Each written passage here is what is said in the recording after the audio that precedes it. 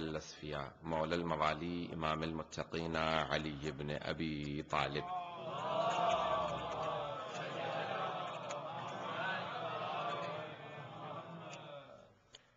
وعلى أوصيائه لا سيما بقية الله في الأرضين روحي وأرواح العالمين لتراب مقدمه الفدا واللعنة الدائمة على أعدائهم أجمعين من الآن إلى قيام يوم الدين. أما بعد فقد قال الله الحكيم في كتابه الكريم بسم الله الرحمن الرحيم إن الله اصطفى لكم الدين فلا تموتن إلا وأنتم مسلمون. صدق الله العلي العظيم. صلوات.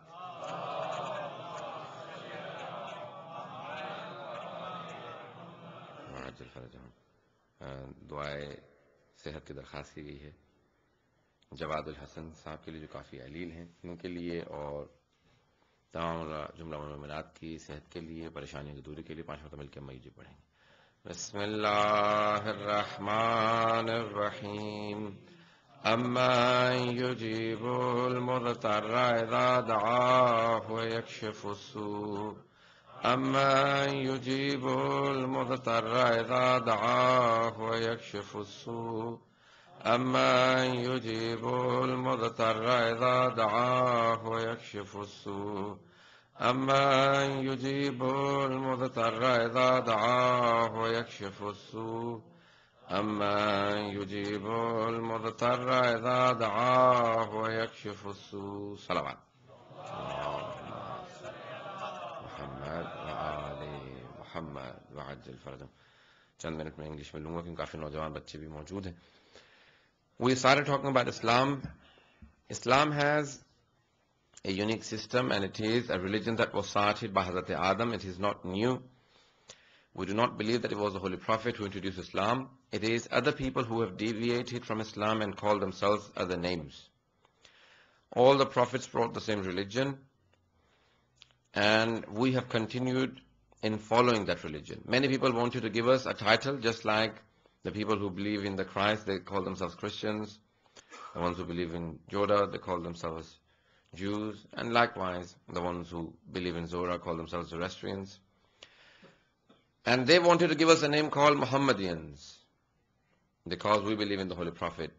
But because the Holy Quran gave us a title called Muslims, we cannot change that title, and we must call ourselves Muslims. Anyone who submits to the will of Allah subhanahu wa ta'ala, Islam. And we believe that it is an answer for everything. It has a complete system. It is a complete way of life. Islam has its own ethical system, its own ethical codes for all things, its own economical system, its own governance. Everything Islam has its own. We do not believe that we should follow in any way other systems, for example, capitalism or communism, socialism. None of these isms replace Islam. Islam is a complete way of life. And that is what I want to address during these 8 majalis. Tonight I want to talk about the life of Imam Jafar Sadiq alayhi salatu wa salam.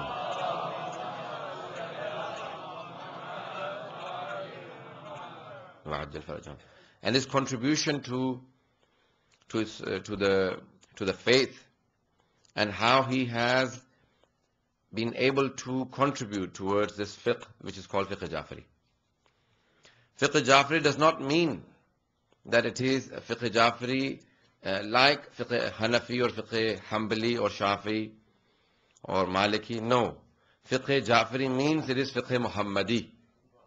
It means it is fiqh Alavi, fiqh Fatimi, fiqh Hasani, fiqh Husaini, and fiqh Imam Mahdi, Ajjalallahu ta'ala farajah. Muhammad wa ali Muhammad wa ajjal farajah. So we believe that Islam is a complete way of life. It was only the 6th Imam who was given a chance, and he established that whole complete fiqh or jurisprudence. And the 4 Imams of our Sunni brothers, 2 of them are students, direct students of the 6th Imam. Imam Abu Hanifa, who only studied 2 years, but Imam Malik, who studied several years, at least 7 to 9 years under the 6th Imam. I want to talk about the contribution of the 6th Imam, that he gave thousands, tens of thousands of ahadith. if not more than 100,000. In fact, only one of the students of the sixth Imam al-Islam, Hazrat Muhammad ibn Muslim, has memorized 70,000 ahadith. 70,000 ahadith. Hazrat Zurara, Humran, these are both brothers. Hazrat Abu Basir. These are, each one of these people has memorized tens of thousands of ahadith. Each one. And the Imam has named them and praised them and said that had it not been for these 4 people, then thousands of our hadiths would have been destroyed. The sixth Imam al-Islam has 4,000 students in his hawza. And these are not just mere students who are studying basics. The basic education, how to read Quran, or no, these are not people who are doing fundamental studies or basic studies. These are people who are, each one of them is writing a research paper before the Imam ﷺ. Each one of these people is completing a PhD, if not more, in front of one supervisor, one teacher, one master, Imam Ja'far ibn Sadiq ﷺ.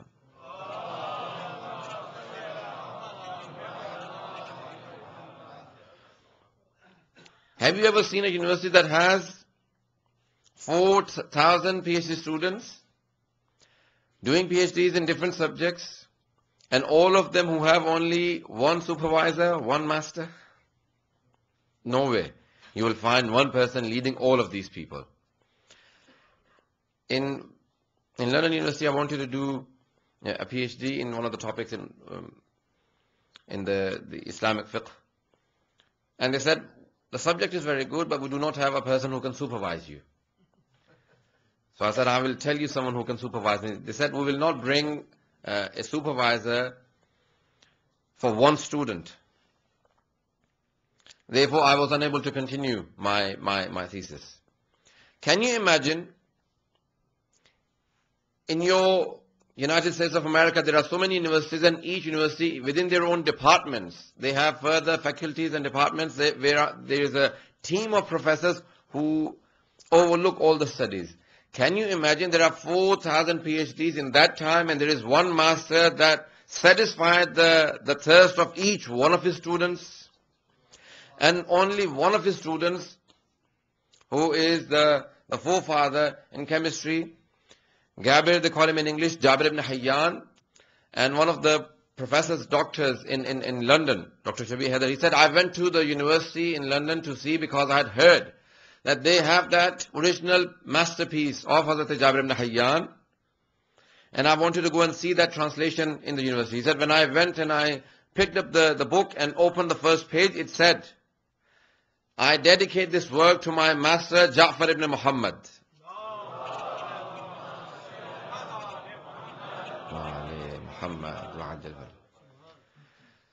They call him Gabir, and this is the direct student of the sixth Imam. Each one of those people, had we received the works of all of those people, today our fiqh and our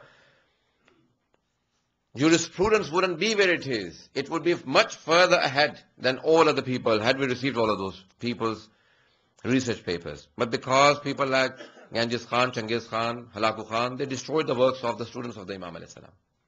When they attacked Baghdad, they wanted to destroy the Abbasid government. When they attacked, they destroyed all of those works, and they placed all of those books into Dajla, River Tigris. And people say that the water of Tigris had become black because of the ink that had been poured into that river. And these are works of the Shia scholars and the ulama, the students of Imam Ja'far as-Sadiq alayhi salatu wasalam.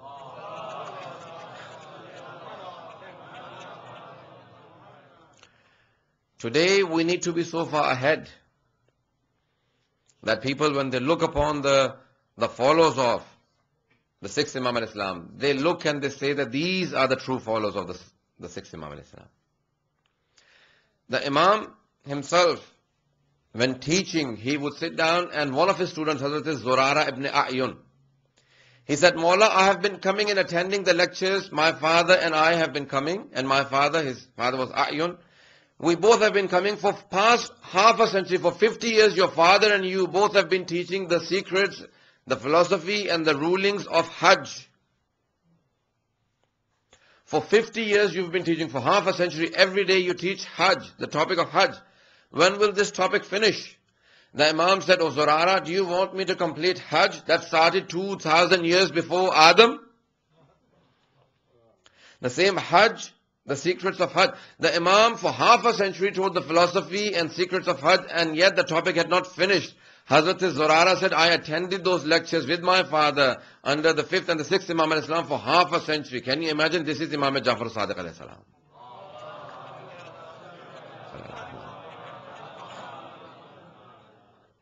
On one topic, the Imam al-Islam speaks for 50 years. And this is one student who is a faqih, who is an expert in fiqh. What about the other students who were experts in ilm kalam, in tafsir, in hadith, in diraya? All of those different sciences. There was one teacher teaching all of these different sciences. This is the fiqh. This is the path of Ahlul Bayt alayhimus salam. Where no one can compare with the Ahlul Bayt alayhimus salam in knowledge.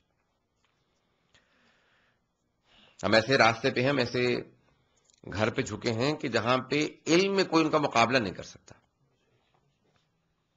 ائمہ علیہ السلام ایک پڑھانے والا ہو، 4,000 طلباء ہوں، 400 علوم پڑھائے جا رہے ہوں، ایک پڑھانے والا پروفیسر ایسا ہو. ہمیں پروفیسر بھی لفظ چھوٹا ہے، دنیاوی لحاظ سے میں کہہ رہا ہوں، آپ کو بتا رہا ہوں.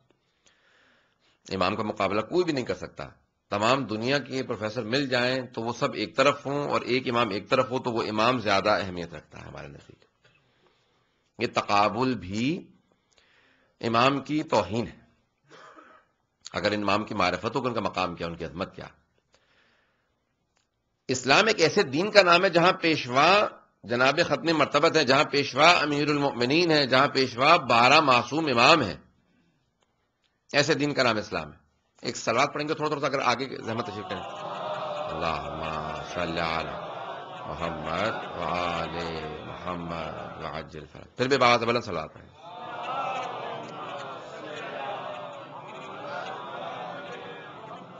وعجل فرج. صلوات محمد وآل محمد.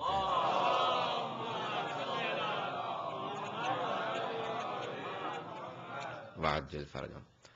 حضرت ایک ایسے دین کے ماننے والے جہاں علم میں کوئی تقابل نہیں کر سکتا.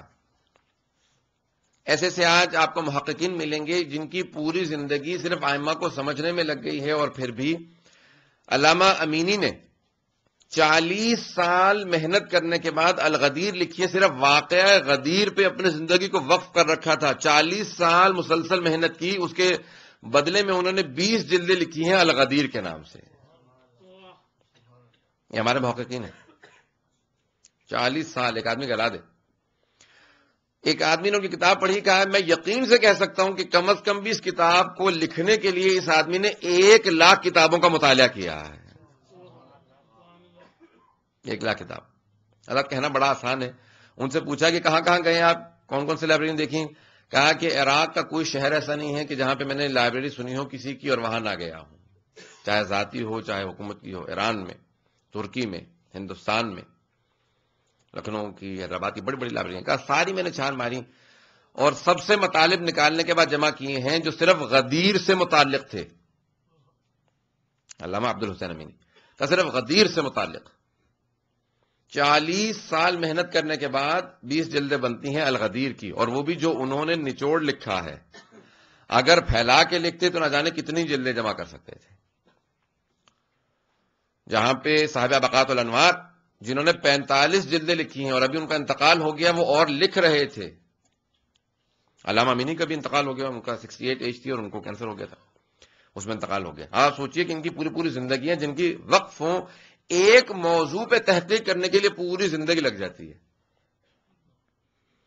انسان علم دوست ہو، علم سے عشق کرتا ہو، کبھی ہو ہی نہیں سکتا کہ اہل بیت کے در پہ نہ آئے. امیر المومنین کی بارگاہ میں ایک کوفہ میں آدمی آیا، کہا کہ یا علی میرے بچوں کی حفاظت کیجیے گا، میں پڑھنے کے لیے جا رہا ہوں. غور نہیں فرمایا آپ لوگوں نے. باب مدینۃ العلم سے کہہ رہا ہے میں پڑھنے جا رہا ہوں. اے بدبخت آدمی، تو کیا پڑھے گا، تجھے کیا نصیب ہوگا؟ امیر المومنین کو چھوڑنے کے بعد کچھ سیکھ سکے گا؟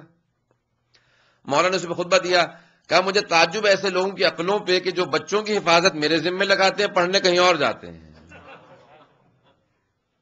بچے امیر المومنین دیکھیں، پڑھنے کہیں اور جاتے ہیں، کیا نصیب ہوگا تجھے؟ امیر المومنین جہاں پہ ملائکہ نازل ہوں سیکھنے کے لیے، محبت الوحی ہو، جو وحی کا گھرانہ ہو، جہاں سے سارے علوم پھیلے ہوں. چڑما فرماتے ہیں، کہتے ہیں کہ اب مجھے تعجب ایسی عقلوں کے اوپر جو کہتے ہیں کہ رسول خدا نے صحابہ کو علم دے دیا تھا، اپنے اہل بیت کو علم نہیں دیا ہوگا.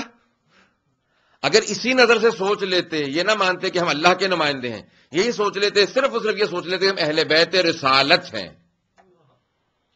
نمائندہ الہی مت مانو، صرف خاندان رسالت مان لو. کہا وہ جو تمام دنیا کو علم بانٹنے کے لیے آیا ہے، کیا اہل بیت کے پاس علم نہیں ہوگا؟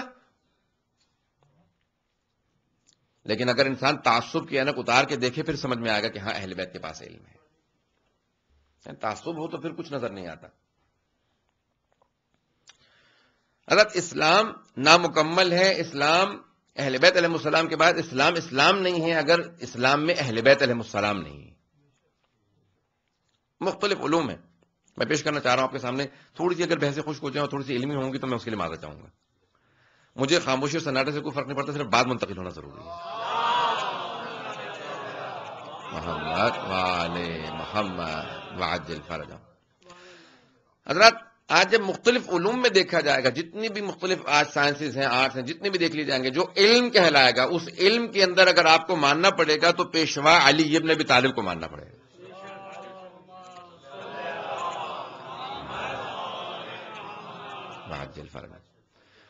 آج صرف ان کے چند شاگردوں کے علوم کو جمع کیا جائے تو اتنے علوم بنتے ہیں. موجودہ جتنی بھی عربک گرامر ہے، سنٹیکس ہے، 3 4 سال 5 سال پڑھنے کے بعد صرف ایک ڈگری نصیب ہوتی ہے عربی کے اندر، بیچلر آف آرٹس مل جاتے ہیں 4 سال پڑھنے کے بعد. اس کے بعد ماسٹرز کرنا پڑتا ہے، پی ایچ ڈی کرنی پڑتی ہے علوم عربی کے اندر، عربی لٹریچر میں، عربی ادبیات کے اندر.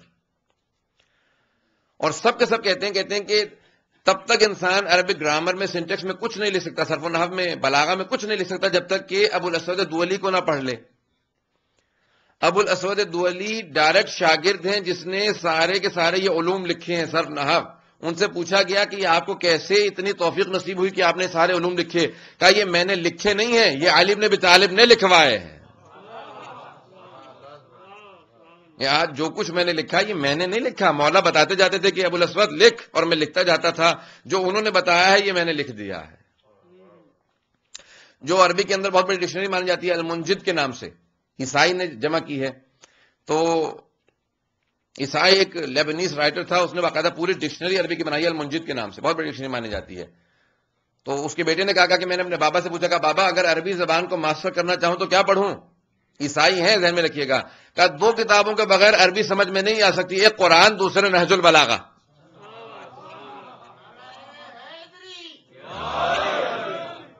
غور فرمایا آپ نے؟ اگر ایک عیسائی بھی عربی لٹریچر کے اندر ماسٹر کرنا چاہے گا، اس میں مہارت حاصل کرنا چاہے گا، اگر تعصب کی اینک اتار دے گا تو اقرار کرے گا کہ قرآن اور نہج البلاغہ کے بغیر عربی سمجھ میں نہیں آ سکتی، جو ہے ہی نہج البلاغہ. بلاغت کی نہج ایسی نہج ہے کہ جس کو ابن ابی الحدید معتزلی نے پڑھنے کے بعد کہا کہ علی کے کلام کو پڑھنے کے بعد یقین ہو جاتا ہے کہ تحت کلام الخالق و فوق کلام البشر، کہ صرف خالق کے کلام سے نیچے ہے، باقی ساری مخلوقات کے کلام سے بالا تر ہے. یعنی اب ابن ابی الحدید معتزلی، میں شاید اشارہ کیا ہوں میں نے پہلے کہ جب مولا متقیان سے کہا کہ یا علی عربی زبان میں استعمال ہونے والا سب سے زیادہ حرف کون سا ہے؟ آپ نے کہا الف، سب سے زیادہ استعمال ہوتا ہے. کہا کہ آیا ایسا ممکن ہے کہ کوئی عربی میں ایسا خطبہ لکھ سکے جس میں الف نہ ہو؟ مولا نے کہا تو ابھی سن، میں خطبہ ادا کرتا ہوں. لکھنے کی کیا بات کرتا میں. اور مولا نے خطبہ کہا بڑا فصیح و بلیغ، جس میں پورے خطبے میں الف نہیں آیا. یہ جب مولا نے بعض غیر عربوں کو قرآن پڑھتے دیکھا، اس میں غلطیاں دیکھیں، تو اپنے ایک اور شاگرد سے کہا کہ دیکھو ذرا قرآن پہ اعراب لگا دو، کیونکہ یہ جو غیر عرب ہیں ان کو عربی سمجھ میں نہیں آتی ہے، یہ کچھ کچھ بنا دیتے ہیں. تو کہا زیر زبر پیش یہ اعراب ہیں، یہ لگا دیتے ہیں، واؤلز لگا دیتے ہیں تاکہ عرب غیر عرب پڑھ سکیں. انہوں نے سارے کے سارے واؤلز لگائے. پھر مولانا نے کہا نقطے بنا دو تاکہ لوگوں کو، اب سین اور شین میں فرق کیسے کریں گے کہ یہ سین ہے اور یہ شین ہے؟ کہ شین پہ 3 نقطے لگا دو، بے کے نیچے 1 نقطہ ہو، تے پہ 2 نقطے ہوں. یہ سارے نقطے مولا نے لگائے. اب جب نقطے لگا دیے تو لوگوں نے، عربوں نے خود سے کہا کہ اب عربی زبان ہم سے بھی بغیر نقطوں کے نہیں پڑھی جاتی. اب سب کے سب عرب کہنے لگے کہ ہم بھی نقطوں کے محتاج ہیں. کہ یعنی ایسا ہو سکتا ہے کہ کوئی آدمی خطبہ دے جس میں نقطہ نہ آئے؟ مولانا نے کہا ابھی سنے خطبہ دے کے دکھاتا ہوں. اب حضرات عربی میں با میں نقطہ ہے، تا میں ہے، ثے میں ہے، جیم میں ہے، خے میں ہے، ذال میں ہے، زے میں ہے، شین میں ہے، ضاد میں ہے، زوم میں ہے، نون میں، قاف میں، فے، اتنے نقاط ہیں. مولانا نے کہا سب کے سب نقاط وہ حروف استعمال کروں گا جس میں کہیں پہ بھی نقطہ نہ آئے. میں ایسے امام کے ماننے والے ہیں جس کو سوچنے کی ضرورت نہیں کہ کل بتاؤں گا، پوچھ کے سوچ کے بتاؤں گا، دیکھ کے بتاؤں گا. فی البدیع جہاں پہ علم ہو، سمجھ لیجئے علم لدنی کا مالک ہے. علوم اہل بیت علیہ السلام پوری دنیا کو اپنے سامنے جھکاتے ہیں. حضرات اگر آج یہ جو موجودہ ایک اکنامیکل سسٹم کولیپس کر رہا ہے، کیپٹلزم کولیپس کر رہا ہے، امپیریلزم جب کولیپس کر رہا تھا تو اس وقت باقاعدہ کیپٹلزم آیا تھا، سرمایہ داری نظام جسے آپ اردو میں کہتے ہیں، یہ اس وقت آیا تھا. آج کیپٹلزم کولیپس کر رہا ہے. حیف ہے اس وقت مسلمانوں پہ کہ کوئی آگے یہ نہیں کہتا کہ ہاں ہمارے پاس جواب موجود ہے. توجہ ہے حضرات میرے ساتھ؟ حیف ہے. اسی سال میں پاکستان کچھ مجالس پڑھنے کے لیے گیا ہوا تھا اسلام آباد میں، تو لاہور میں کچھ عرصے رکا، کراچی بھی رکا، لاہور. تو لاہور میں ایک لندن میں ہمارے پاس ایک شیعہ مومن بچہ وہاں پہ MBA کر رہے تھے، اس کے بعد ان کی ریسرچ ڈگری تھی. پاکستان واپس چلے گئے، کہنے میں یہاں پر پروفیسر لگے ہوں MBA میں، آپ آئے ذرا ایک لیکچر دیں. میں نے کہا یہاں امامیہ باقا کے ساتھ تو باہر نکلنا مشکل ہے، لیکچر دلوانے کے بعد ضمانت ہے واپس آ جائیں گے خیریت سے. کہنے نہیں مولانا چلیں تو یہاں پہ باہر والے خدمت ہوگی دین کی. میں نے کہا ایسے ہی چلوں، کوئی حرج نکل کے نہیں ہے، اس میں ہی چلیے امامیہ باقا میں، تاکہ یہاں پہ پروفیسر کو پتہ چلے کہ تشیع کیا ہے. انہوں نے دعوت دی، اپریل کی بات ہے، اسی ساتھ چلے گئے ہم لوگ 3-4 افراد. اچھا وہاں پہ جب پہنچے بہت زیادہ احترام، یہ وہ سب بڑا آؤ بھگت. میں نے کہا یہ سب شیعہ ہیں؟ کہنے کہ ان میں سے سوائے میرے اور کوئی شیعہ نہیں ہے. اتنی آؤ بھگت کیوں کر رہے ہیں؟ کہا کہ نہیں یہ جو لباس ہے رسول خدا کا، علی مرتضیٰ کا، اس کا احترام ہی کچھ اور ہے. گئے وہاں بیٹھے، وہ جو ان کے ہیڈ آف دا ڈپارٹمنٹ تھے فیکلٹی کے، ان کی جو بزنس اینڈ ایڈمنسٹریشن کے، انہوں نے کہا کہ ابھی آپ سے ملیں، ابھی میری تازہ ملاقات ہوئی ہے، مجھے نہیں معلوم آپ کس موضوع پہ لیکچر دینے والے ہیں، میں درخواست کر سکتا ہوں کسی موضوع پہ؟ میں نے کہا فرمائیے. اب میں نے کہا پروردگارا، میں تیرے نبی اور ان کی آل کا دفاع کرنے آیا ہوں، اس لباس کی آبرو تیرے ہاتھ میں ہے. اسی وقت اس نے موضوع دیا کہ میں نے 150 MBA کے اسٹوڈنٹس کو ایک اسائنمنٹ دی تھی، اسلامک بزنس ایتھکس.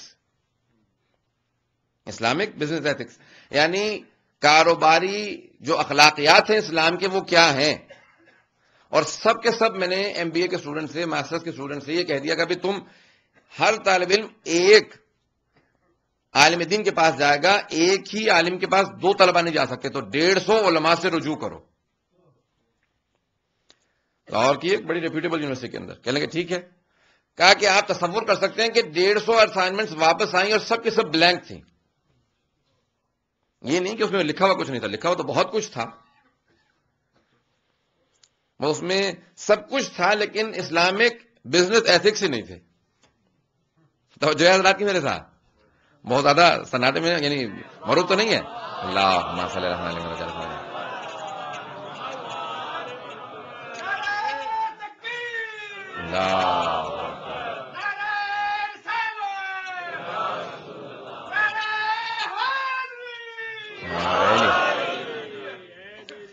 تو انہوں نے کہا کہ اگر اس موضوع پہ کچھ بول سکیں. میں نے کہا انشاءاللہ آج پورا لیکچر اسی موضوع پہ ہوگا.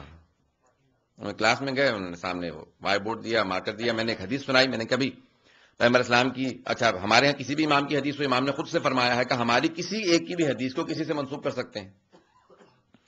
ہم سب اولنا محمد، اوسطنا محمد، آخرنا محمد، کلنا محمد. اللہم صلی علی محمد وآل محمد وعجل فرجہ. ان کے صرف تصور، ہمارے جو سنی بھائی ان کا تصور ہے کہ حدیث صرف پیغمبر اسلام سے چھٹے امام کی حدیث ہی. میں نے کہا کہ صرف سند بیان کی کہ چھٹے امام نے فرمایا، نام لیا امام کا کہ انہوں نے اپنے والد سے، جس طرح سے ہمارے ہاں امام کی سند ہوتی ہے، پیغمبر اسلام نے فرمایا کہ التفقه ثم المتجر، پہلے علم فقہ حاصل کرو پھر تجارت میں جاؤ، بزنس میں جاؤ. انہوں نے کہا اس کو ذرا لکھ دیجئے. میں نے لکھا. اس کے بعد انہوں نے ایک اسٹوڈنٹ سے کہا کچھ پیپر دیجئے، لکھنا شروع کیا. جب میں 35 منٹ بعد میں نے ختم کیا تو انہوں نے اسٹوڈنٹ کے سامنے کھڑے ہو کے کہا کہ یہ اسائنمنٹ نہیں تھی، A گریڈ کا ایک لیکچر تھا، اگر اس کو سبمٹ کیا جاتا تو اس کے اوپر پورا میں تھیسس لکھ سکتا ہوں.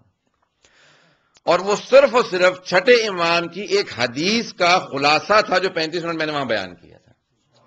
میں نے کہا اگر میں تیاری کر کے آتا تو پھر آپ کا کیا عالم ہوتا. ابھی صرف میں نے ایک آؤٹ لائن بتائی ہے. کہا مجھے یقین ہو گیا شیعہ مکتب کے ماننے والے باقی سارے مکاتب سے آگے ہیں. یہ ایک پروفیسر کی بات بتا رہا ہوں. اس کی اپنی دسیوں کتابیں موجود ہیں جو پڑھائی جاتی ہیں. حضرات یہ نظام اس وقت اگر چھٹے امام کا نظام ہمارے اس وقت پروفیسر ہمارے جو اس وقت اکانومسٹ سے وہ اگر چھٹے امام کے اس نظام کو سمجھنے کے بعد دنیا کے سامنے پیش کرتے, میں یقین سے کہتا ہوں پوری دنیا کو شیعہ کرنے کے لیے صرف یہ ایک نظام اقتصادی چھٹے امام کا کافی تھا, جس میں پیغمبر اسلام کی حدیث ہے. کہا کہ جو بھی میرا ماننے والا بزنس میں جانا چاہتا ہے اس کے لیے پہلے 3 شرائط ہیں. پہلی شرط یہ ہے کہ لکھنا پڑھنا سیکھے. توجہ نہیں کی حضرات نے, لکھنا پڑھنا سیکھے. پیغمبر نے پوری زندگی کیا ہی بزنس ہے, کرتے ہی تجارت رہے. کسی صحابی نے یہ نہیں کہا یا رسول خدا خود تو پوری زندگی تجارت کرتے رہے, آپ تو معاذ اللہ استغفر اللہ ان پڑھ ہیں, لیکن ہمیں تاکید کر رہے ہیں کہ لکھنا پڑھنا سیکھو. یعنی سب صحابہ جانتے تھے کہ پیغمبر اسلام ان پڑھ نہیں ہے حضرات. تو پیغمبر اسلام کا پہلی شرط یہ, جو بزنس میں جانا چاہتا ہے, جو بھی تجارت میں جانا چاہتا ہے, اس کی پہلی شرط یہ ہے کہ لکھنا پڑھنا جانتا ہو. دوسری شرط یہ ہے کہ اکاؤنٹس رکھے. اس زمانے میں پیغمبر اسلام اکاؤنٹس بتا رہے ہیں جہاں تصور ہی نہیں ہے ابھی. یہ 20 سینچری میں جانے کے بعد ایک ڈگری ڈیولپ ہوگی جس کا نام ہوگا اکاؤنٹنسی. اس سے پہلے تصور ہی نہیں ہوگا. 1400 سال پہلے پیغمبر اسلام نے کہا کہ نہیں, اکاؤنٹس جب تک نہیں جانتے بزنس میں نہیں جا سکتے. اور تیسرے, جب تک فقہ کا علم نہ سیکھ لو تب تک تجارت میں نہیں جا سکتے. پیغمبر اسلام اس زمانے میں تصور دے رہے ہیں پورے کے پورے ایک بزنس پیکیج کا, جہاں پہ ابھی تصور نہیں ہے کہ بزنس ایڈمنسٹریشن کیا ہوگی. تصور ہے حضرات. جہاں قرآن کی آیات کی اگر تشریح کی ہے حقیقتاً تو امیر المومنین نے اور امام جعفر صادق نے علیہ الصلوۃ والسلام.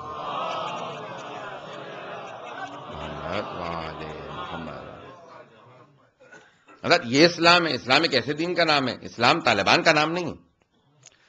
لیکن انفارچونیٹلی آج بڑے افسوس کے ساتھ کہنا پڑتا ہے دنیا پہ تصور ہے تو طالبان کا تصور ہے اسلام کا.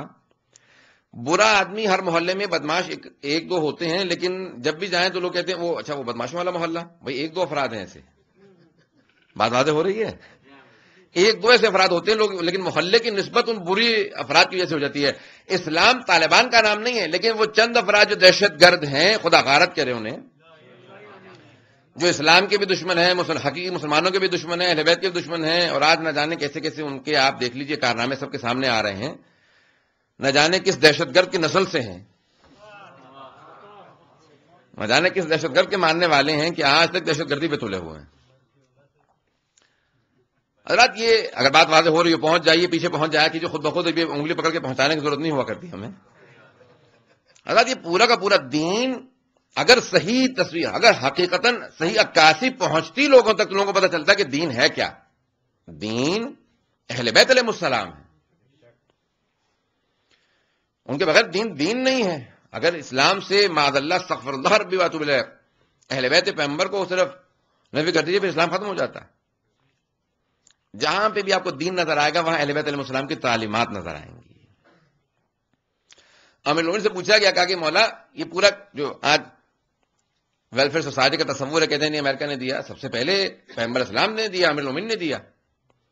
جہاں پہ ایک عیسائی کو دیکھتے ہیں سڑک پہ سو رہا ہے, فرماتے ہیں یہ کیا ہے, کہا یا علی یہ ایک عیسائی ہے. کہا وہ تو مجھے بھی پتا ہے, یہ پوچھ رہا ہوں یہ سڑک پہ کیوں ہے. کہا یا علی ابھی جزیہ نہیں دیتا, ہم نے اس کو سڑک پہ پھینک دیا. کہا جب تک جزیہ دے رہا تھا, ٹیکس دے رہا تھا, تب تک تو ٹھیک تھا, اب جب اس کے پاس جزیے کے لیے پیسے نہیں ہیں تو تم نے سڑک پہ پھینک دیا. جاؤ میری طرف سے بیت المال سے پیسے نکالو اور اس کو ایک گھر لے کے دو. حضرات یہ ویلفیئر کا سب سے پہلا تصور علی ابن ابی طالب نے دیا ہے. کون کہتا ہے؟ یہ دنیا بھر نے انہی تصورات, انہی نظریات کو, ان تھیریز کو آگے بڑھایا ہے. اگر کہیں سے بھی ذات امیر المومنین, جب سیاست کا پورا نظام پوچھا گیا مولا امیر المومنین سے, تو آپ نے فرمایا کفا بالعدل سائسا, سیاست میں بس ایک چیز کافی ہے, سیاست میں صرف عدالت کافی ہے. میں پیش کرنا چاہ رہا ہوں آپ کے سامنے, آپ سننے کے موڈ میں ہوں گے انشاءاللہ. اللہم صلی علی محمد وعلی محمد. اب کافی لوگ بھی ہیں اور مجھ سے انگلش کے لیے بھی کہا جا رہا ہے, اور بہت سے لوگ جو ہیں اردو پہ بھی زور رکھتے ہیں. میں انشاءاللہ تعالیٰ کل انگلش میں کافی تفصیلی پیش کروں گا. آدمی زیادہ وقت نہیں لینا چاہتا, 10-15 منٹ میں اور پڑھوں گا, اس کے بعد پھر میں انشاءاللہ مصائب پہ آ جاؤں گا. حضرات ایک پورا کا پورا سیٹ اپ, ایک نظام ہے جس کو ہمارے ائمہ علیہ السلام نے سمجھایا. امیر المومنین نے کہا کہ سیاست صرف اور صرف عدالت کا نام ہے. لیکن بعض امیر المومنین کے دشمن جو امیر المؤمنین کی ضد میں امیر کہلانا چاہتے تھے,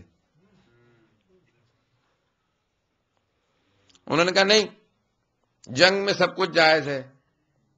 یہ بعد میں پھر انگریزی کے اندر اضافے کے ساتھ آ گیا, ایوری تھنگ از فیئر. چلیں باقی لوگوں نے پورا کر دیا, اللہ کا شکر ہے, مجھے کہنا نہیں پڑا. حضرات یہ انگریزی میں کہاں سے آیا؟ یہ ایک امیر المومنین کے حلیف نے, ایک حریف, ایک ایسا آدمی کہ جو سخت دشمنی رکھتا تھا, یہ اس نے کہا تھا. اس نے کہا جنگ میں سب کچھ جائز ہے, پانی بند کر دو. امام کو پتا چلا, فوراً امام حسن مشتبہ کے پانی کو چھڑوایا. اب مولا کے ماننے والے بعض لوگوں نے کہا یا علی ہم پانی ان کا بند کر دیں. کہا نہیں خبردار, ہم پانی بند نہیں کریں گے. کہا یا علی انہوں نے ہمارا پانی بند کر دیا تھا. کہا وہ ان کا کردار تھا, یہ ہمارا کردار ہے.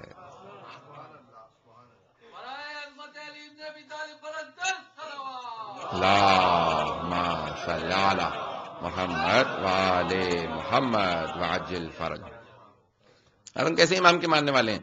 یہاں تک کہ امیر المومنین خود سے فرماتے ہیں, کہا کہ بے عدالتی ایک ایسی چیز ہے جو اپنے مقام سے ہر چیز کو ہٹا دیتی ہے, اس کا نام ہے بے عدالتی, عدالت نہ ہونا.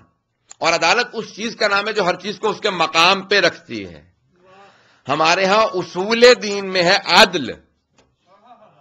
توجہ کیجیے گا, اصول دین میں ہے عدل. ہمارے بہت سے کہتے ہیں کہ اگر امیر المومنین کو بعد میں بھی حق مل گیا تو کیا ہوا, خلافت مل تو گئی. ہم کہتے ہیں مطلب یہ نہیں ہے کہ خلافت کب مل گئی. انصاف میں اور عدل میں بنیادی فرق یہی ہے. انصاف ہے نصف سے, دو افراد میں اختلاف ہے, آپ نے کہا یہ روٹی آدھی تمہاری آدھی تمہاری, دونوں کو مل گئی, یہ ہے انصاف. ہم انصاف کے نہیں, ہم عدالت کے قائل ہیں. عدل یہ ہے کہ جس کا حق ہے اسے ملنا چاہیے, جوانی ہو بڑھاپا اس سے کیا فرق پڑتا ہے, جس کا حق ہے اسے ملنا چاہیے, یہ ہے عدالت. ہم عدل الہی کے قائل ہیں. ہم یہ نہیں مانتے کہ نہیں بڑھاپے میں مل گیا ٹھیک ہے کوئی بات نہیں. ہمارے ہاں اصول دین میں ہے عدالت. امیر المومنین کہتے ہیں کہ مومن کی سب سے بڑی علامت یہ ہے کہ وہ عادل ہوگا, اپنی پوری زندگی میں عدالت قائم کرے گا. کہا یعنی کس حد تک؟ کہا کہ میرے دامن پہ تم اتنی بھی بے عدالتی نہیں دکھا سکتے کہ ایک چونٹی جو ایک گندم کے دانے کو اٹھائے اور گندم کھانے کے بعد چھلکا منہ سے پھینکنے لگے, اس سے پہلے کہ وہ چونٹی اپنے منہ سے وہ چھلکا نکالے, مجھ علی کے دامن پہ اتنا دھبا نہیں دکھا سکتے کہ اس سے پہلے کہ وہ چونٹی اس چھلکے کو پھینکے میں اس کے منہ سے نکال لوں. اور کیا حضرات ہیں, اس حد تک عدالت. حضرات اب وہ جو ایک پورا معاشرہ تھا جو بے عدالتی کے اوپر قائم ہو چکا تھا اور وہاں پہ ناانصافی رائج ہو چکی تھی, وہ معاشرہ آیا امیر المومنین کو برداشت کر سکتا تھا؟ سوال کرنا اپنے ذہنوں میں جگہ دیجیے. آیا ممکن تھا؟ وہ معاشرہ کے جو بالکل عادی ہو چکا تھا بے انصافی کا, میں سمجھوں گا 25 سال بعد ایک پورا ماحول تبدیل ہو چکا تھا. اگر جہاں پہ پورا کا پورا سسٹم بدل چکا ہو, بے عدالتی عام ہو, رائج ہو چکی ہو, لوگ ناانصافی کو ہی صحیح سمجھتے ہو, سفارش کو, جھوٹ کو, میں پاکستان کی بات نہیں کر رہا, رشوت سفارش اتنی عام ہو چکی ہو کہ اگر نہ کریں تو لوگ کہتے ہیں آپ کا دماغ صحیح ہے. کسی کام سے میں نے کہا نہیں میں پیسے نہیں دوں گا, انہوں نے کہا بھائی یہاں پہ پیسوں کے بغیر کام نہیں ہوگا. اللہ ایک پورا تصور, وہ جو اس معاشرے کی بات کرتے ہیں آپ, جہاں پہ پورا کا پورا ایک نظام بدل چکا تھا. امیر المومنین آتے ہیں اور پہلا خطبہ دیتے ہیں, پہلا خطبہ امیر المومنین کا, جسے آپ لوگ کہتے ہیں مینیفیسٹو انگلش میں, اپنا پورا مستقبل کا سیاست کا ڈھانچہ کہ اس پہ میں عمل کروں گا, یہ میرا مینیفیسٹو ہے. آئے پہلا خطبہ دیا امیر المومنین نے.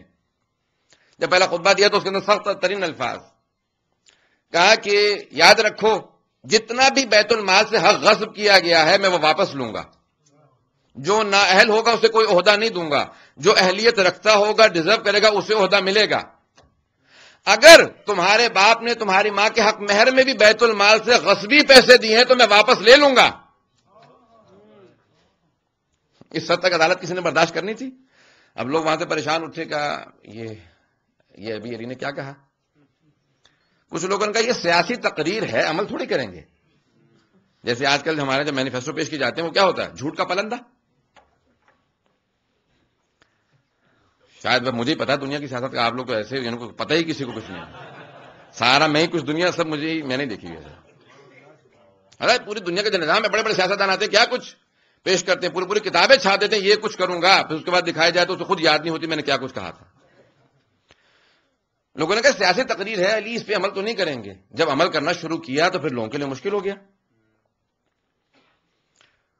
یہ کیا ہوا؟ بڑے بڑے صحابہ موجود تھے، امیر المومنین کے مخالف کیوں ہو گئے؟ جب دیکھا حضرات، یہاں تک کہ ایک عیسائی رائٹر نے، جورج جرداک عربی میں کہتے ہیں، لبنان کا جب رائٹر تھا، اس نے پوری کتاب لکھ دی 5 جلدوں پہ مشتمل امیر المومنین پہ، اور کہا کہ الصوت العدالت الانسانیہ، عدالت انسانی کی آواز کا نام علی ہے.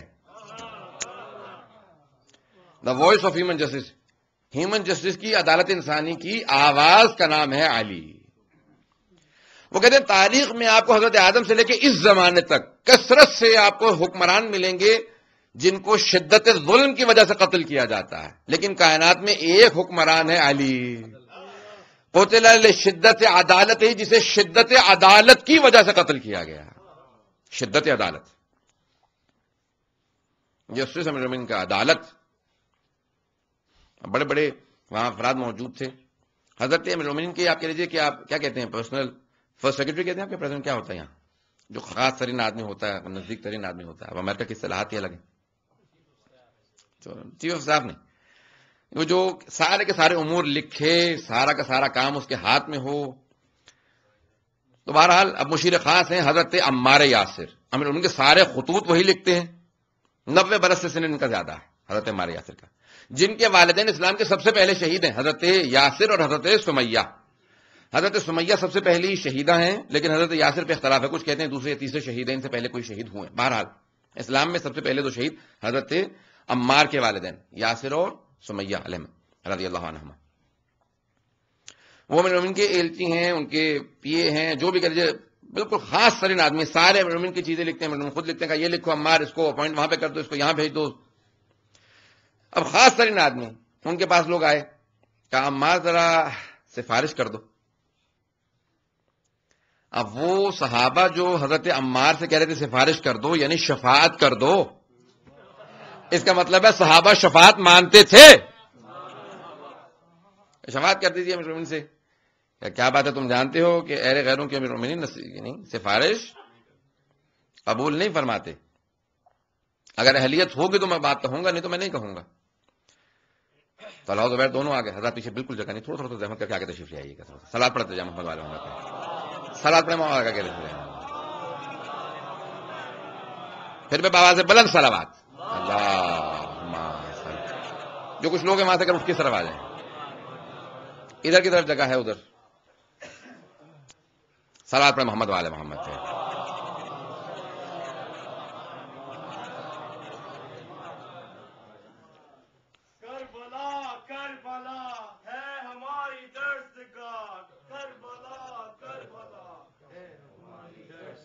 صلوات.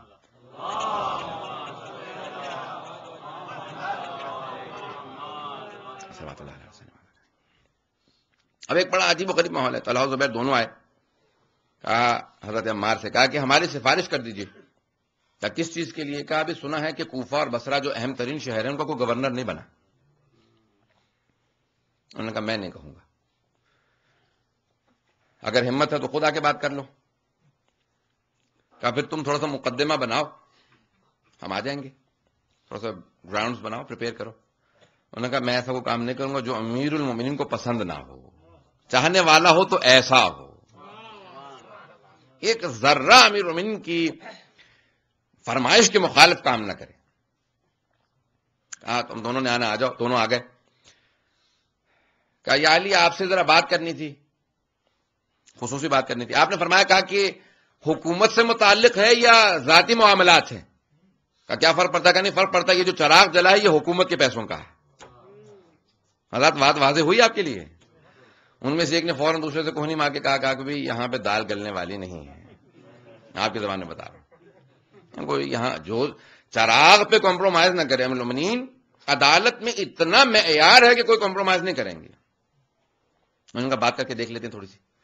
یا علی ابھی سنا ہے کہ کوفہ اور بصرہ کا کوئی گورنر نہیں بنا. مولانا نے کہا ہاں پھر؟ ہم خدمت کے لیے حاضر ہیں، اگر تمہاری خدمت درکار ہوئی تو ہم بتا دیں گے. اس کے بعد کیا ہوا؟ وہ مخالف کیمپ میں چلے گئے.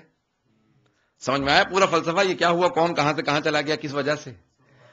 عہدے نہ ملنے سے، کرسی نہ ملنے سے کتنے لوگ کہاں سے کہاں چلے جاتے ہیں. بات آتی ہے یہ پوری تاریخ کہاں سے کس طرح سے انہوں نے ان کو چھوڑ دیا. ہمیں اگر عہدہ نہیں ملے گا تو آپ کا ساتھ نہیں دیں گے. مولانا نے کہا مجھے ایسے لوگوں کی ویسے ہی ضرورت نہیں ہے جو صرف عہدوں کے لیے ساتھ ساتھ پھرتے ہیں. نظام امیر المؤمنین ایک عدالت کا نظام ہے، اس کا کوئی معیار کوئی مقابلہ نہیں کر سکتا. حضرات یہ جو عدل و انصاف کی حکومت قائم ہوگی، جو کہا کہ جب صاحب الزمان علیہ الصلوۃ والسلام اللہم صلی علی محمد وعلی جب حکومت قائم کریں گے اور وہاں پہ شیر اور بکری ایک گھاٹ پہ پانی پیئیں گے، یعنی کیا ہوگا؟ یعنی فطرت بدل جائے گی. شیر گھاس کھانے لگے گا،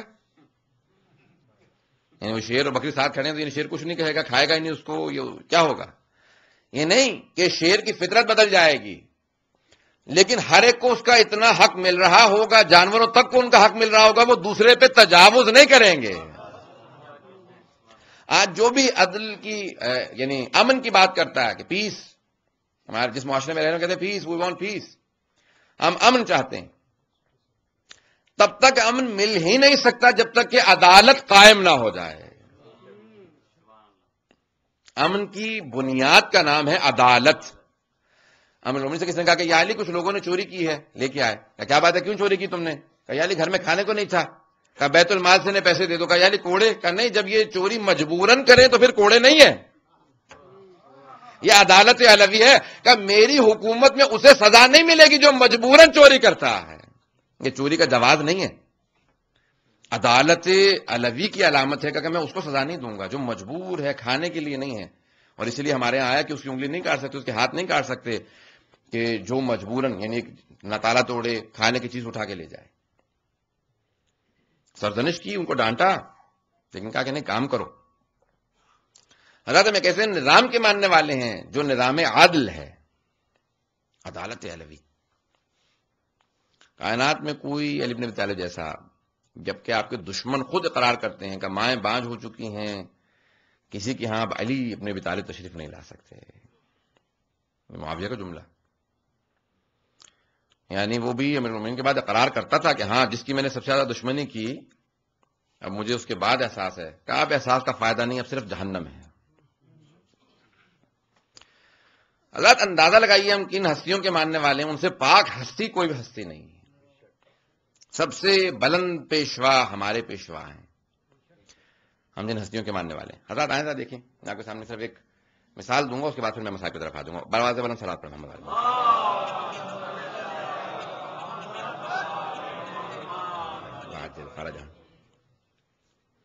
میں پیش کر رہا ہوں آپ کے سامنے کہ جتنی بھی آج نظام ہیں، جتنے بھی ہر چیز کے جس نظام کو آپ دیکھیں گے، وہاں پہ اگر آخری درجے پہ نظام نظر آئے گا تو اہل بیت علیہ السلام کا نظام نظر آئے گا. چاہے وہ گورننس کا ہو، چاہے ایڈمنسٹریشن کا ہو، چاہے قضاوت کا ہو، چاہے وہ کسی اور نظام کا اقتصادی نظام ہو، سیاسی نظام ہو، کچھ بھی ہو، اہل بیت علیہ السلام سے بڑھ کے کسی کا نظام نہیں. حضرات جب جناب ختمی مرتبت نے یہ فرمایا، کہا کہ انا وعلی یدی و ید علی بن ابی طالب سوا، میرا اور علی کا ہاتھ عدالت میں قضاوت میں ایک سا ہے، جملہ کہا. جناب سلمان جناب ختمی مرتبت کے پاس آئے گا، یا رسول خدا کچھ عطا کیجیے، تو آپ نے ایک مرتبہ کچھ کھجوریں اٹھائیں دے دی. جناب سلمان باہر گئے، گنی 7 کھجوریں تھی. امیر المومنین کی بارگاہ میں آئے، کہا یا علی کچھ عطا کیجیے، آپ نے اٹھائیں کھجوریں دیں. جناب سلمان نے گننا شروع کی. کہا سلمان کیا گن رہے ہو؟ اگر ختمی مرتبت نے زیادہ دی ہوتی تو میں بھی 7 سے زیادہ دیتا، ہمیں بھی زیادہ دیتا، لیکن ختمی مرتبت نے 7 دی تھی، میں اتنی ہی رکھوں گا. یہ ہم ایسے اہل بیت علیہ السلام کے ماننے والے ہیں. وہ تقابل نہیں کر سکتا علوم اہل بیت میں، مقام عظمت اہل بیت میں. اپنے اندر ولایت محسوس کیجیے، یعنی ولایت ائمہ کی ولایت یعنی صرف محبت نہیں ہے، یعنی ہر طرح سے اپنے اوپر ان کو بالا تر حاکم مانے کہ انسان کوئی کام انجام نہ دے سوائے اس کے کہ جب تک یہ یقین نہ ہو کہ میرے مولا اس میں راضی ہے. حضرات ہم ایسی ہستیوں کے ماننے والے ہیں. سارا دن جتنی مجالس میں میں نے مختلف اسلام کی جو عظیم شخصیات ہیں ان سے متعلق پیش کیا کربلا کی. میں کوئی بھی مصائب میں دہرانا چاہ رہا، نہ ہی وہاں سے کوئی واقعہ دہرانا چاہ رہا ہوں، کیونکہ میں چہرے دیکھ رہا ہوں جو سارا دن ساتھ رہیں. حضرات ائمہ علیہ السلام کچھ ایسی ہستیوں کا نام ہے کہ جن کے پروردہ غلاموں اور کنیزوں کا یہ عالم ہے کہ جو دنیا کے بڑے بڑے علماء کو شکست دیتے نظر آتے ہیں. جب حسنیہ ایک جو کنیز تھی اہل بیت علیہ السلام کی، معاویہ سے یا بنو امیہ سے، اس نے ایک مرتبہ کہیں جملہ کہا کہ علی افضل انبیاء سے، تو کہا تو نے اتنی بڑی بات کہہ دی، اب قرآن سے ثابت کر، نہیں تو تجھے قتل کر دیا جائے گا. ایک ایک نبی کا نام لے کے انہوں نے قرآن سے دلیل دے کے ثابت کیا یہ ایک کنیز ہے اہل بیت علیہ السلام کی. تصور کر سکتے ہیں جس گھر میں کنیزیں پلنے کے بعد جناب فضا بن جاتی ہیں، جو 40 سال سوائے قرآن کی اور کسی بات میں کلام ہی نہیں کرتی، جہاں پہ غلاموں کا نام قمبر ہے کہ جو خود جب بنی عباس کا ایک بادشاہ، ملعون ترین بادشاہ، اس کو کسی نے مخبری کی یہ جو تیرے 2 بچوں کو پڑھانے کے لیے آتا ہے نا استاد، یہ شیعہ ہے. اس نے کہا نہیں، آج تک کبھی اس نے ایسا اظہار نہیں کیا. کہا نہیں، یہ تقیہ، ان کے شیعوں کے ہاں تقیہ ہوتا ہے، یہ اظہار نہیں کر رہا لیکن یہ علی کا ماننے والا ہے. اس نے کہا پھر مجھے بھی ان کی ایک رگ پتہ ہے، میں بھی اندازہ لگا سکتا ہوں، شیعہ ہے تو آج پتہ چل جائے گا. اس نے کہا ذرا مجھے بتاؤ یہ دونوں میرے بیٹے افضل ہیں یا علی کے 2 بیٹے حسن و حسین افضل تھے؟ بس یہ جملہ کہنا تھا، ان کو جلال آیا کہ خبردار علی کے بیٹے حسن و حسین سے مقابلہ مت کرنا، علی کا غلام قمبر تیرے بیٹوں سے افضل ہے. جملہ کہنا تھا، پورا کا پورا جو نظام تھا وہ اس کا برہم ہو گیا. کہا کہ اس کی گردن میں ایک سوراخ کرو پیچھے سے اور زبان کو پیچھے سے کھینچ دو. کہا گیا کہ آپ تھوڑی سی دیر کے لیے سرزنش کریں، نفرین کریں. کا خبردار یہ توقع بھی مجھ سے مت رکھنا، مجھے اس بات پہ خوشی ہے کہ میں علی ابن ابی طالب کی محبت میں جان دے رہا ہوں. نہیں، عشق، جبکہ ان کو پورا حق تھا. امیر المومنین نے خود سے فرمایا کہ جائز ہے اگر کبھی تمہیں جان کا وقت پڑے تو استغفر اللہ ہر بیت اللہ میری شان میں گستاخی کر سکتے ہو، لیکن امیر المومنین کے لیے کتنے لوگوں نے جانیں دی ہیں. ان کی عظمت کو دیکھیے جنہوں نے جان کی پرواہ نہیں کی. جناب حبیب بن مظاہر جب شب عاشور نے جملہ صرف سنا تھا کہ مولا نے چراغ بجھایا کہ جو جانا چاہتا چلا جائے، مسلم ہے تمام شیعہ علماء اس بات میں متفق ہیں کہ جب امام نے چراغ بجھایا تو کوئی اٹھ کے نہیں گیا، امام کے اصحاب میں سے کوئی نہیں گیا. جب چراغ بجھایا تو کہا سب کو اجازت ہے جو جانا چاہے چلا جائے.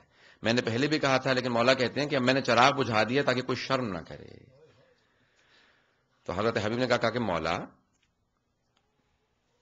کیا کیا جائے گا ہمارے ساتھ؟ کہا تمہیں کل بڑے ہی مصائب کے ساتھ قتل کیا جائے گا، شہید کیا جائے گا، بہت زیادہ اذیتیں دے کے جسموں کے ٹکڑے کر دیے جائیں گے. کہا مولا کتنی مرتبہ ہوگا ایسا؟ کہا 1 مرتبہ. کہا اگر اے حسین یہی 70 مرتبہ ہمارے ساتھ عمل کیا جائے اور جسم کو آگ لگا دی جائے تب بھی آپ کا ساتھ نہیں چھوڑیں گے. یہ عظمتیں حسین ابن علی کے ماننے والوں کی. جہاں جناب مسلم ابن اوسجا 90 برس کے ہیں اور کمر جھکی ہوئی ہے، اپنی کمر کو باندھ کے سیدھا کر کے کھڑے ہوتے ہیں اور کہتے ہیں مولا اجازت دیجیے میں شہید ہونا چاہتا ہوں. کہ مسلم تم سے چلا تو جاتا نہیں. کہ مولا مجھے شہادت سے محروم نہ رکھیے گا، میں تو آیا ہی اسی امید سے ہوں، اپنی جان قربان کروں گا آپ پہ.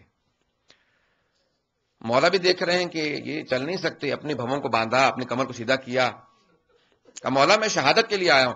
کہ جب میں نماز پڑھنے لگوں گا نا تو تم سامنے کھڑے ہو جانا، میں مسلم سامنے کھڑے ہو جانا. حضرت مسلم اور سجا سامنے کھڑے ہیں. ایک مرتبہ تیر آتا ہے، فوراً سامنے کھڑے ہو جاتے، سینے پہ لگتا ہے. دوسرا تیر آیا، سامنے کھڑے ہوئے، جلدی سے آگے بڑھتے تھے کیونکہ ضعیف تھے، لاغر تھے، نحیف تھے، کمزور تھے، بڑھاپا تھا، جلدی سے موومنٹ نہیں کر سکتے تھے، لیکن فوراً کوشش کرتے تھے کوئی تیر نہ لگے، سامنے کھڑے ہو جاتے تھے. ان کے سینے میں اور پیٹ میں 11 تیر لگے. یہاں سید الشہداء نے کہا السلام علیکم ورحمۃ اللہ وبرکاتہ. جناب مسلم اور سجا کے قدم لڑکھڑانے لگے، زمین پہ گرے. جیسے زمین پہ گرے جناب سید الشہداء نے فوراً ان کی کمر پہ ہاتھ رکھا، سر کے نیچے ہاتھ رکھا، اپنے زانوں پہ ان کا سر رکھا. لڑکھڑاتی ہوئی زبان میں، لرزتے ہوئے لبوں سے انہوں نے سوال کیا کہ مولا کیا آپ مجھ سے راضی ہیں؟ بہت بڑا جملہ، آپ راضی ہیں مجھ سے؟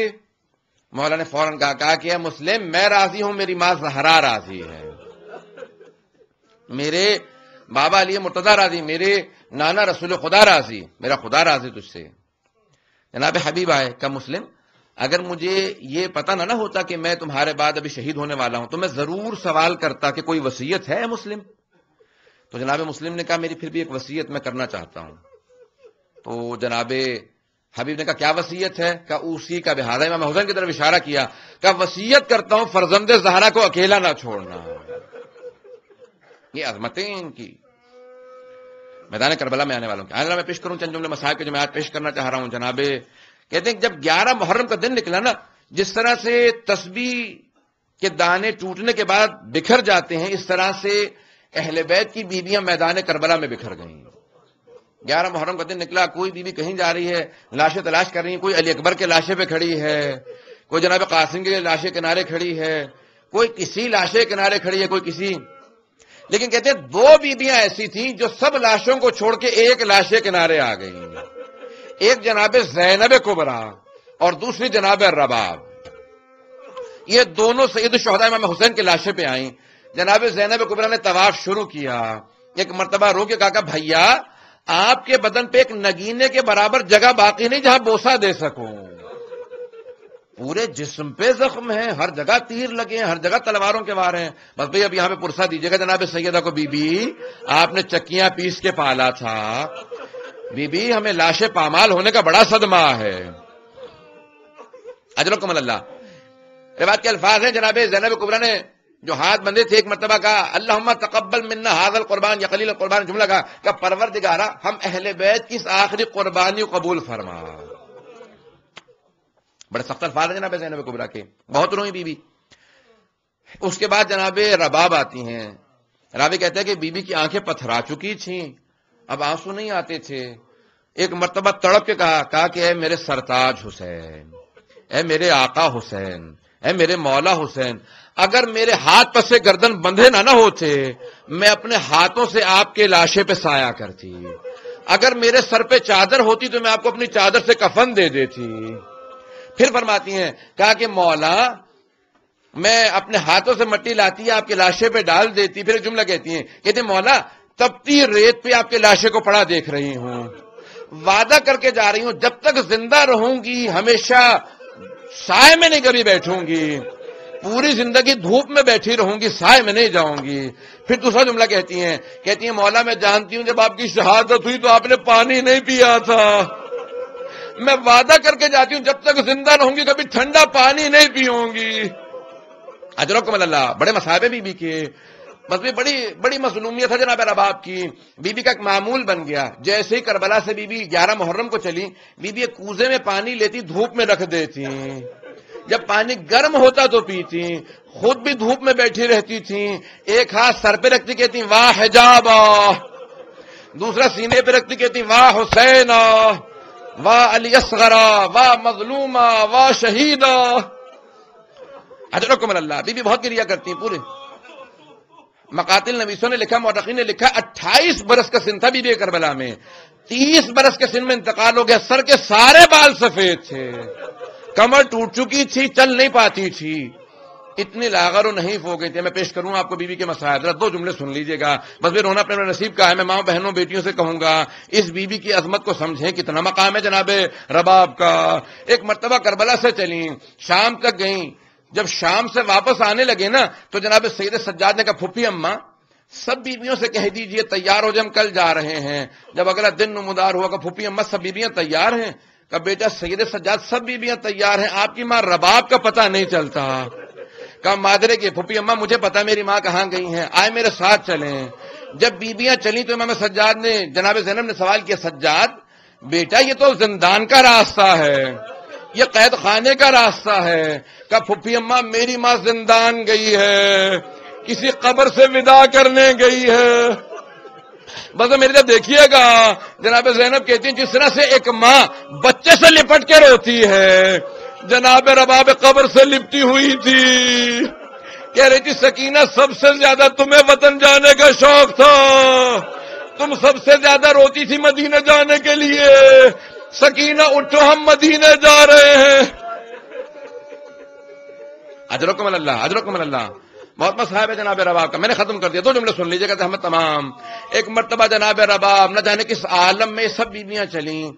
وہاں سے جب چلے تو جناب زینب کبریٰ نے کہا ذرا بیٹا سید سجاد ذرا قافلے کو روکنا. قافلہ رکا. جناب زینب نے آواز دی کہ بیبیو ذرا سب دمشق کا رخ کرو. جب سب نے دوبارہ رخ کیا کہ سب گواہ رہنا سکینہ میں چھوڑ کے جا رہی ہوں لیکن وعدہ کرتی ہوں واپس آؤں گی. بس بھئی عالم ہے مصائب کا. چلے ایک ایسے راستے پہ پہنچی جہاں سے 40 کے لیے کربلا آئے. سارا مصائب چھوڑ کے آخری 2 جملے سن لیجئے. بس ایک مرتبہ جب آئے کربلا میں گریہ کرتے رہے. جب بہت زیادہ گریہ کیا جناب سید سجاد نے ساری قبروں کا پتہ بتا دیا. ایک مرتبہ جناب زینب نے کہا بیٹا سید سجاد تم نے ساری قبریں بتا دی لیکن میرے بھیا عباس کی قبر نہیں بتائی. کہا پھوپھی اماں میرے چچا کی قبر فرات کے کنارے ہے آئیے میں لے چلوں. جناب زینب نے گرو کے جملہ کہا کہ بیبی رک جاؤ سب کچھ بتا دینا میرے بھائی کو.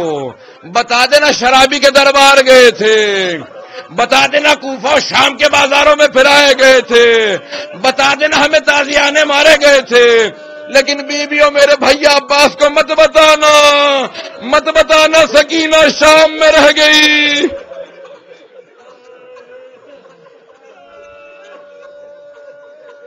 الا لعنۃ اللہ علی القوم الظالمین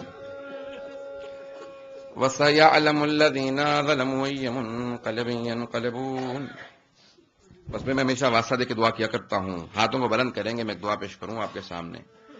پروردگارہ اس لحظے کا واسطہ جب 3 دن 40 پہ رہنے کے بعد امام سجاد نے کہا کہ پھپھی اماں سب سے کہیں بس اب اور زیادہ. بہت سے لوگ التماس سے دعا کر رہے ہیں. میں ہاتھوں کو دیکھ رہا ہوں بہت سے لوگوں نے التماس سے دعا کی ہے. جب 3 دن رہ لیے نا 40 پہ کہا پھپھی اماں بس اب بہت ہو گیا. کوئی بیوی رو رو کے مر جائے گی.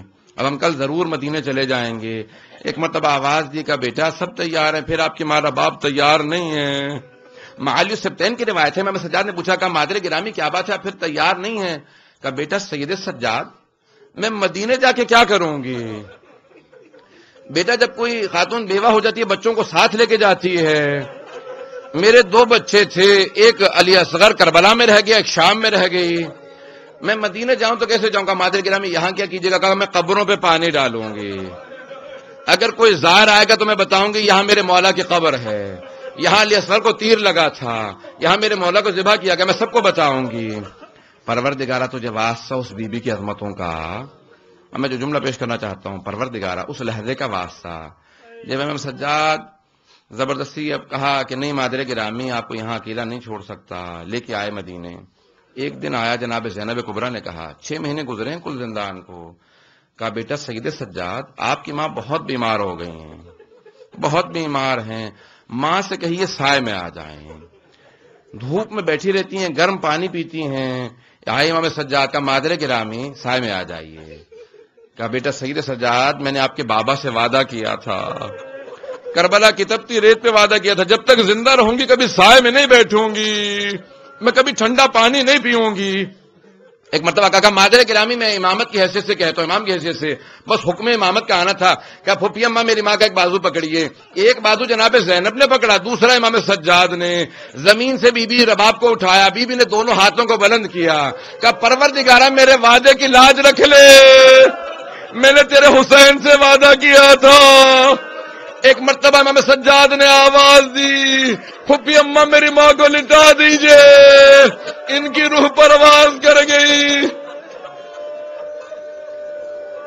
پروردگارہ واسطہ اس ماں کی عظمتوں کا صاحب الزمان کے ظہور میں تعجیل فرما. ہمارے گنہگاروں کو زمانہ کی زیارت نصیب فرما. جناب رباب کی جڑی گود کا واسطہ جتنے مومنین نے التماس سے دعا کی اولاد کے لیے کوئی بھی دعا کہیے پروردگارہ سب کی دعاؤں کو مستجاب فرما. جو بے اولاد ہیں ان کو اولاد عنایت فرما. مقروض قرضوں کو ادا فرما. پروردگارہ ہمارے مقامات مقدسہ کی حفاظت فرما. ظالموں کو نصف و نابود فرما. پروردگارہ جناب الاسر کا واسطہ جناب سکینہ کا واسطہ ان گنہگار آنکھوں میں امام زمانہ کی زیارت نصیب فرما. ربنا تقبل منا انك انت السميع العليم بحق محمد وعلى الطيبين الطاهرين المعصومين. ماتم حسین یا حسین یا حسین.